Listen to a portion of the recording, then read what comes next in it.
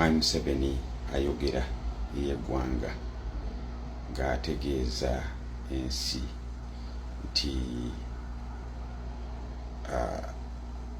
His Excellency Bob Wine amuyise Honorable Bob Wine webale kuba nti omuwaddemu kukatiibwa n'agamba nti ng'amusindikira message era ng'agisindikira bannayuganda nti endowooza y'abannayuganda balowooza nti Honorable Bob Wine is untouchable, takwatwako. Singa poliisi egezaako kumukwata oba jati oba ame oba bano balumira mwoyo kati abagenda babudacting abantu, singa egezaako kumukwata, there will be riots in the country. Naga nti ekyo kikyamu. Singa wanaabawo weetaagisa okumukwata, bajja kumukwata. Kino kiddiridde obubaka mutabani we baadde yakafulumya ng'abusindikira eggwanga ng'abutegeeza ensi. Yasooka n'agamba nti yeetaaga ensingo ya Bob Wine. Ekyo ne tukiteeka ku bbali era tubadde tukyakigira ki tukya evaluatinga yali ategeeza ki. Kakati n'asindika obubaka obulala nga buga nti agenda kukwata gundi Seka Kiti amuwadde warning esembayo n'amugamba nti koddamu okwogera ekigambo kyonna ekikwata ku politics owedde. Kakati akantwala omukisa guno okutegeeza Mwami Museveni nti threats z'okanze nazo bannayuganda nakugamba nti Bob Wine olwaleero ayogerwako. Bob Wine olwaleero ayogerwako oyinza okumutunuulira ng'omuntu, naye Bob Wine ly'eddoboozi ly'abannayuganda ffenna. Twekigeza. Sigamba nti nali njagala gundi akwatibwe Kizza Besigye, naye tokigeza kiwakola gundi Kizza Besigye nti oyagala okigezesa ku Bob Wine. Wakikolako ku lw'Ekayunga n'omanyiira Kabaka,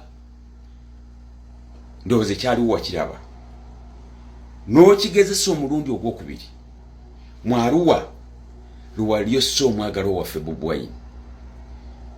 Ebyaliwo saagala kubikuddiramu. Kati tubadde tuteekateeka nga tugenda mu protestive vote. Mbadde nkusaba enjogera egamba nti yamba poliisi ekuyambe, tukuyambe tutuuke mu kalulu tulabe bwe kagenda okutambula. If not, bannayuganda mwenna mbakubira omulanga, amanya n'eddoboozi mpitibwa Nasamugerwa, mbakubira omulanga ow'akasaale kakwate, ow'ejjinja likwate, ow'enkonyogo gikwate.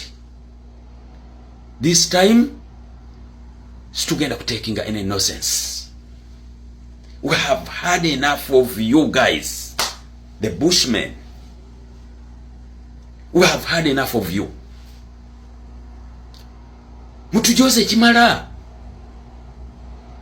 Sijja kwogera ku malwaliro gavunze, sijja kwogera ku masomero gavunze, sijja kwogera ku economy, sijja kwogera ku mabanja ge mututaddemu, sijja kwogera ku human rights abuses mututusizaako nga bannayuganda, especially Abaganda ate Abasiraamu ne bannayuganda bonna okutwalira owamu. Museveni tonyiga pesa kyamu. Era omulanga bannayuganda mwenna buli omu yeetegeke. Kino sikiina gwe kikwatako, sikiina gwe kijja kuleka mabega. Museveni totukema. So bibyange, please tuyambe, naye weyambe tutuuke mu protest vote. Ate singa Museveni kamutanda n'akikola, gye tusookera buli omu nabagamba nti buli omu waali wekitandikira timulindayo commandant ate gundi yaduumidde. Nasamugerwa nduumidde emirundi egiwera era nakati nduumira. Buli omu waali wekitandikira. Abali eruzira ngamba ababeerayo sigamba bali mukomera mwe mugende mukomera kukomera bamutandikira mutabasibe bonna bajje batujoyininge ebyabadde mu Nepal. Allah tuyambe kiddeko e Uganda. Museveni tukutwale ne famire yo tugambe nti tubawonye ebinaabaawo during the process Allah yasinga okumanya oba nange nasa nalugenderamu oba omulala ani analugenderamu naye tununule eggwanga lyaffe. Bannange ye message yange. Assalamu alaikum wa rahmatullahi wa barakatuh. Buli omu yeetegeke eno message mugitambuze mu ggwanga lyonna.